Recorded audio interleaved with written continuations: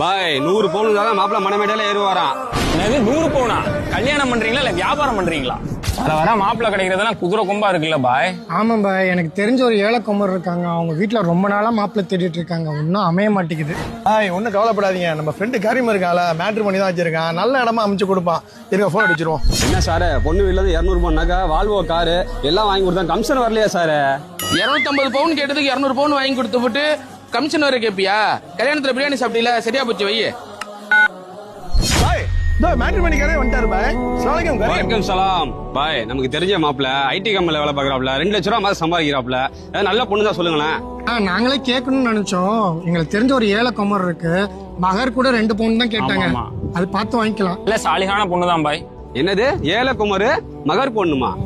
100 பவுன் இல்லனா மாப்பிள்ள மனமேடையில ஏற மாட்டாரு. எந்த காலத்துல இருக்கீங்க நீங்க? என்னது வரதட்சணை?